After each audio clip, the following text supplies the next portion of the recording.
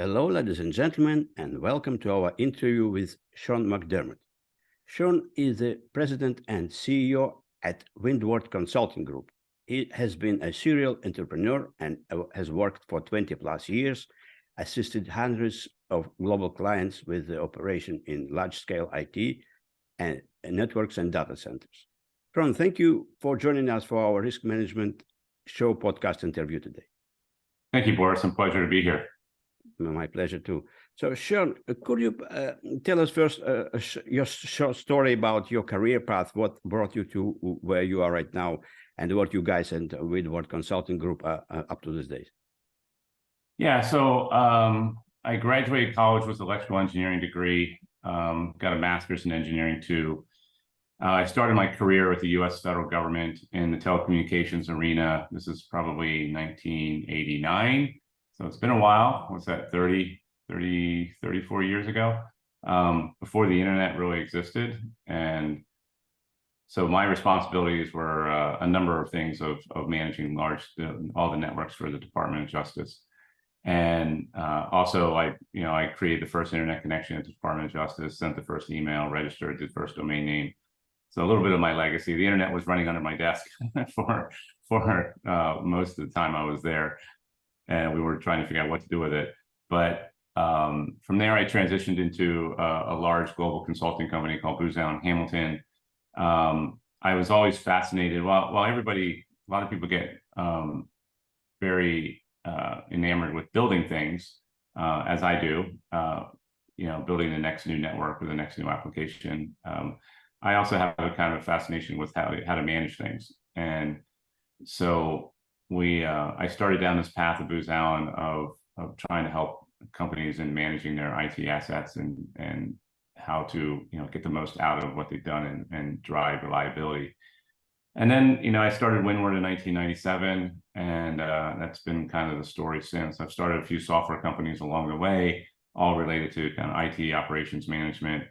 And today, we're a global consultancy that focuses on service reliability.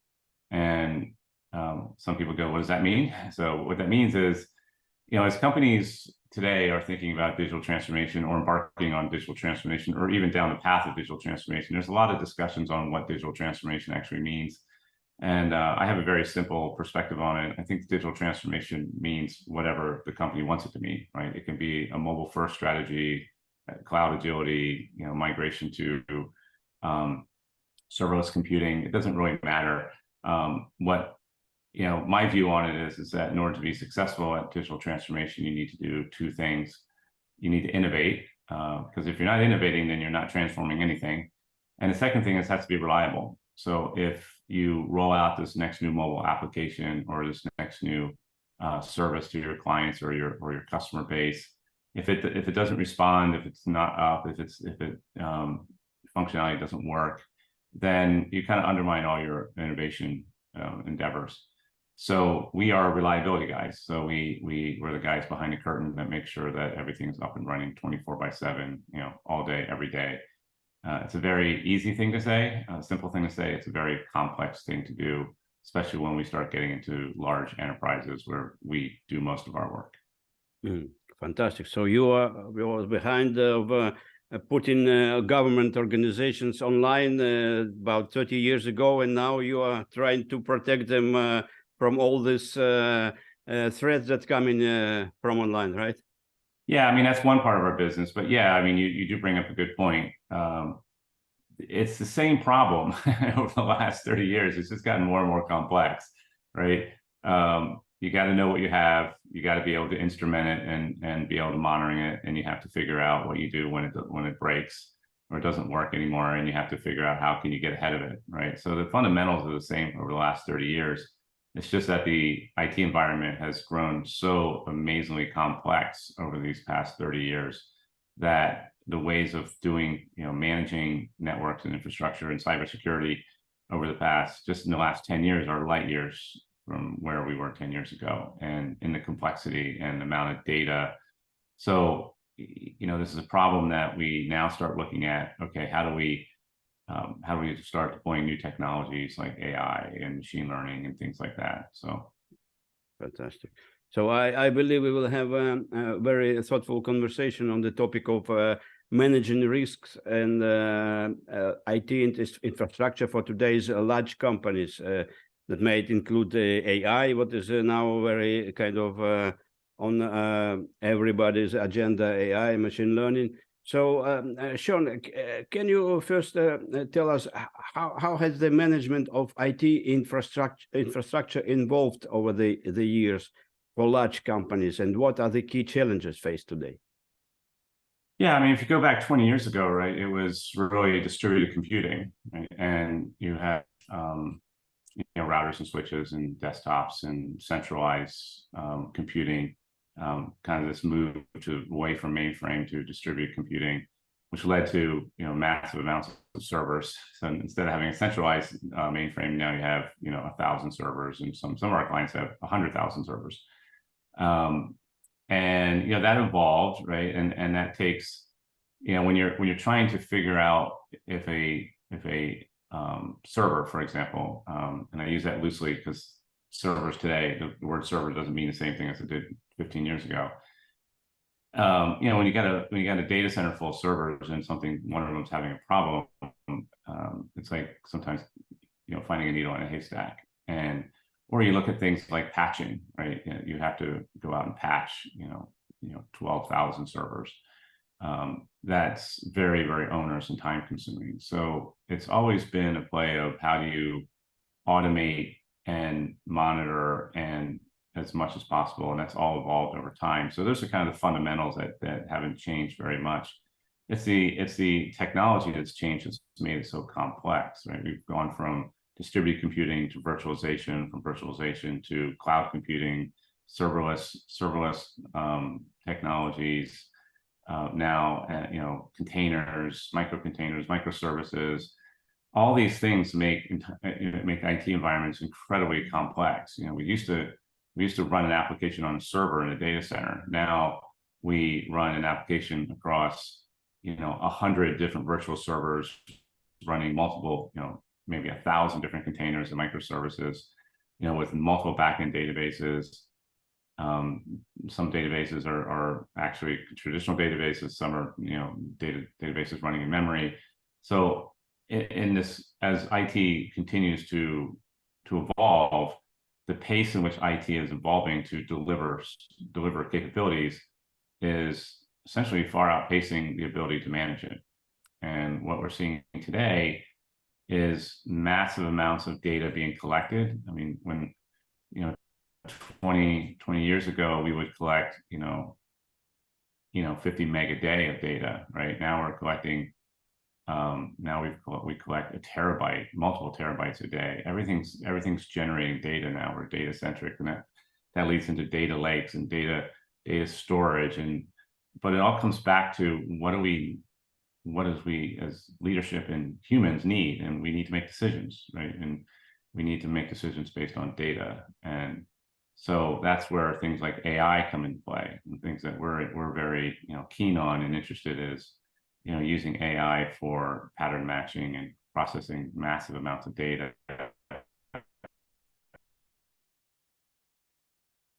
And as automated, some have, but we'll continue to see this automation capability drive, year over year.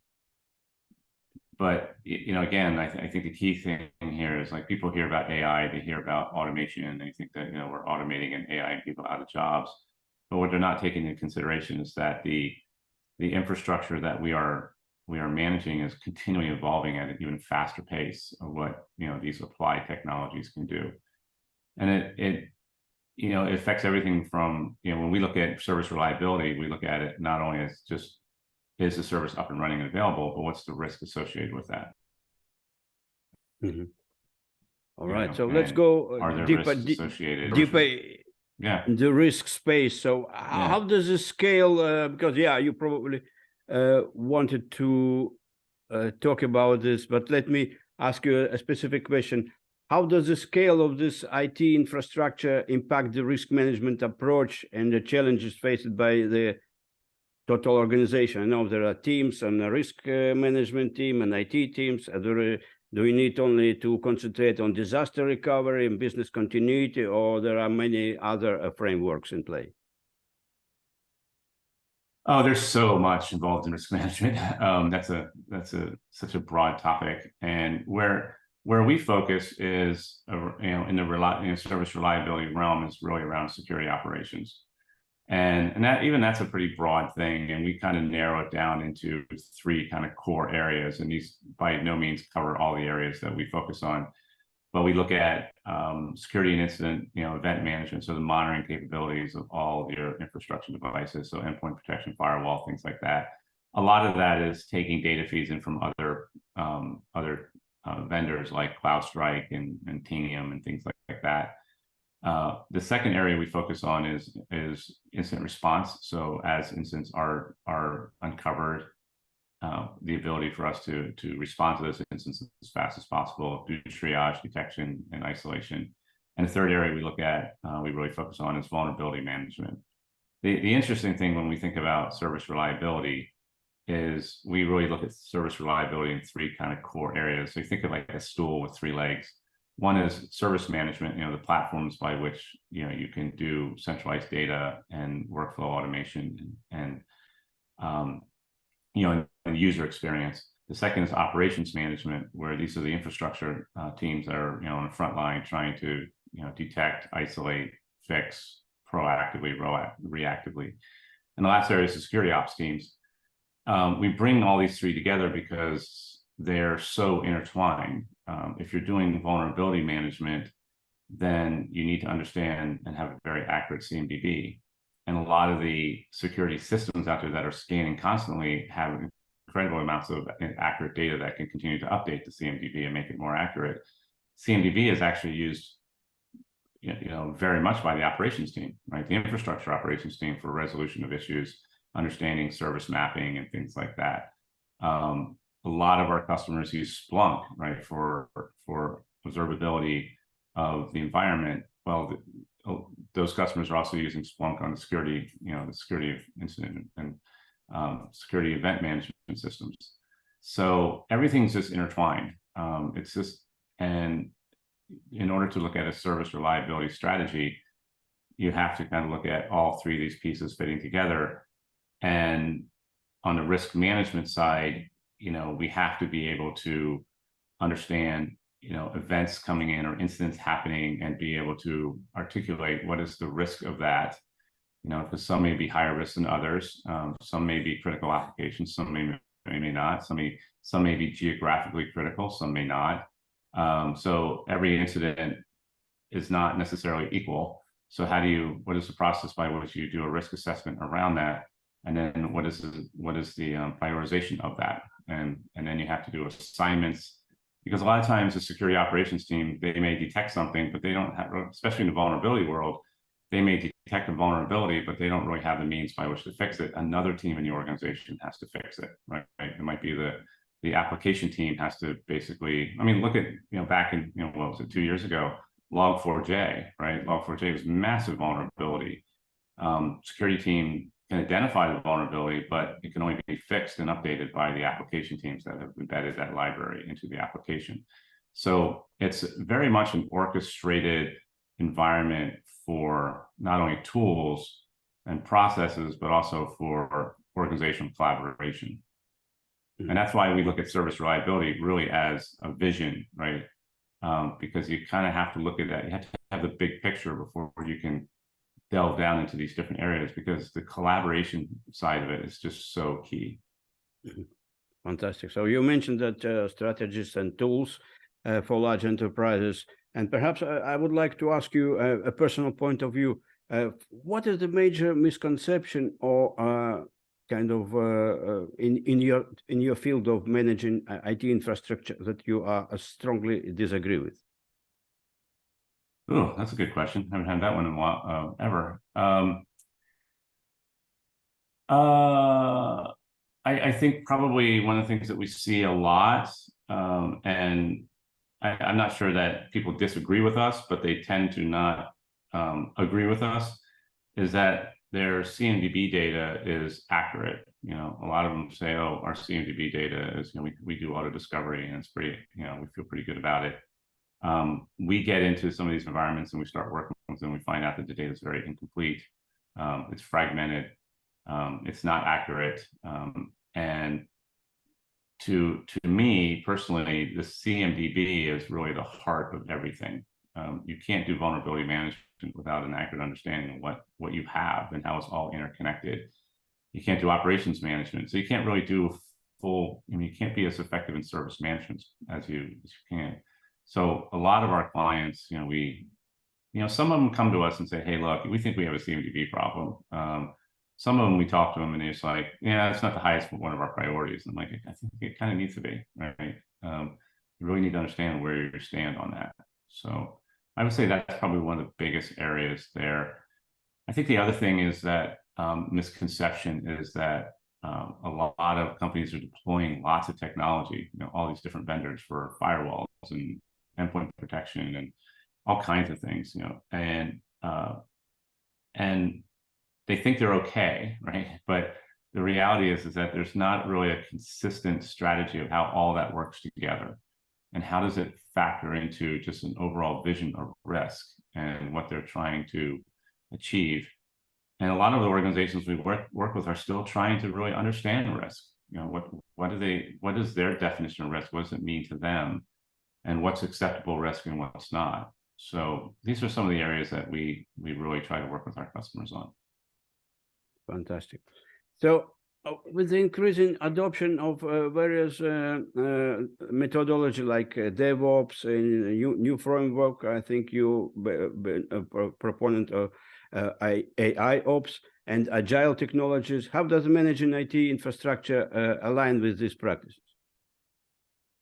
It aligns really well. I think when you look at DevOps, right, I think that DevOps is, I don't know if DevOps is really, in a few number of organizations, has really realized the vision of what DevOps really should be. It tends to be more about continuous integration, pushing applications out faster, agility.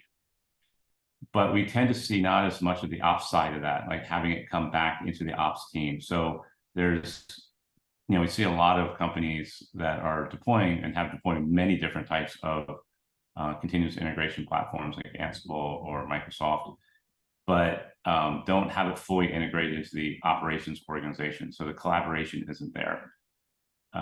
So I think that there's still a lot of room in our customers and companies in general to really, highlight the dev part. I mean, the ops part of that DevOps conversation. And then you start thinking like DevSecOps, right?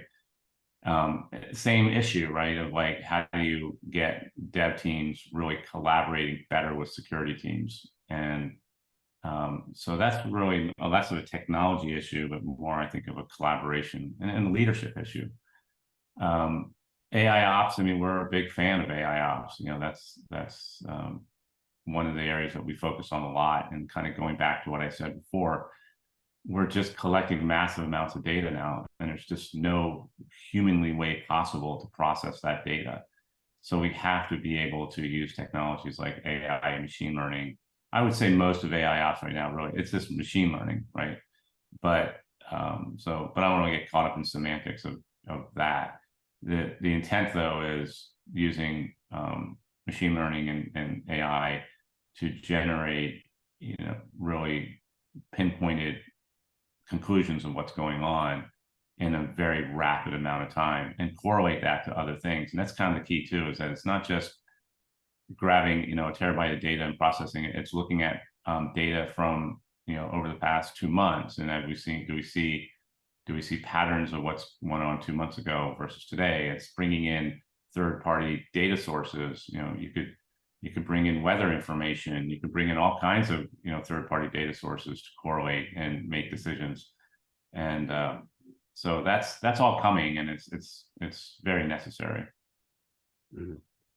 So I've been myself in the past. I worked for a large IT organizations within banks and insurance companies, and I always had an issue with balance between innovation and stability within the system. So how do you strike such a balance between innovation and stability when managing IT infrastructure in specifically larger enterprises with multiple business units and departments? Yeah, I think you just said exactly what we talked about, right? I call it innovation and reliability. You call it innovation and stability. It's the exact same thing. I think it takes leadership to really understand the importance of reliability, or as you say, stability, and making investments along the way to do that, right? So as you're implementing these new technologies, is your management stack equipped to handle these new technologies, right? You got to think about that. And a lot of times, unfortunately, managing things tends to come second and not first. And that goes back to my point around DevOps. Is the point of DevOps is really to build a consistent way of delivering, capabilities around a service in conjunction with the operations team, right? So that as new capabilities are being added, the ops team knows exactly, they're in the conversation and pre-planning exercises, and they understand what's coming so they can make adjustments on the operations side. I've seen too many over the last 30 years, companies rolling out new services and there's no instrumentation on it, right? So that I think is, the biggest challenge, is just sometimes operations tends to be kind of forgotten, and it just needs to not be. It needs to be, leaders need to be thinking, saying, okay, as we're making adjustments, it's about, you said it very well, it's a balance, right? If you put too much emphasis on reliability, on innovation, you're going to upset the balance. And that gap between, of the scale now, instead of being level, that gap is going to be problematic, and it's going to affect your service availability. And then you do just go downstream. Okay, well, what happens then? Well, it affects your customer experience. Does it affect your revenue? Does it affect your churn, your customer churn? If you have we're in this world now where if you have a mobile app and you download it from the App Store and it crashes a couple times, you're done. You just delete it and you're moving on, right? That's where the world is right now. And so we need to be thinking about reliability as part of the innovation planning process, and making sure that we're understanding where the innovation is going, what the capabilities are going to be, what technologies are going to ensure that on a operations and reliability side, we've made the right investments to get there. Fantastic. So let's dig a little bit deeper into your company. So can you tell us what's something you or your team have recently achieved that you are really proud of? Yeah, I mean, we're a national, we're a U.S. national consulting firm. We do a fair amount of work overseas because a lot of our clients are multinational companies. And so, like I said, we focused entirely on service reliability. We are a ServiceNow elite partner, and they're one of our primary platforms that we work with, because we do, when you look at the three areas of service management, operations management, and SecOps, they are the leader in the service management space, undisputed leader there. So all of our clients are using ServiceNow or migrating to ServiceNow. And, as a single platform, it allows us to start layering on things like IT operations management capabilities and SecOps capabilities to integrate into third-party applications for telemetry data and observability data, but also have access to all the common data like the CMDB and customers and employee information, things like that, without really a lot of integration. So, we've been around for 26 years, and we support both U.S. federal government clients as well as global, Fortune 500, Global 1000 companies. All right. So if we summarize our interview, if someone who is listening to this interview would like to walk away with one or two major takeaways, what would that be? Well, when you're thinking about your digital transformation strategy and you're super excited about the new innovative things you're going to be rolling out, take a step back and think about how you're going to manage it, right? Just take a step back, or bring somebody into the conversation in the operations world and say, hey, look, this is what we're thinking about doing. We want you to be part of this vision, this strategy, not an afterthought, down the road after we decide what we want to do. So that's probably the biggest key takeaway. The other thing is, really understanding how to manage risk, and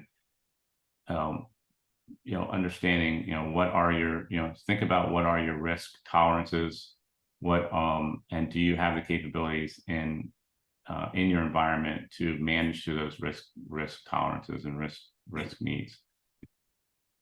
All right, Sean, thank you very much. That's all my question. Perhaps if I forgot something and you would like to add anything that will benefit our audience? No, I think that pretty much covers it. I appreciate you having me on. All right, thank you, Sean. Thank you, All right. And I hope we will contact with you guys in the future for other episodes, for other topics. Yeah, I'd love to. Always here for you. Thanks, Boris.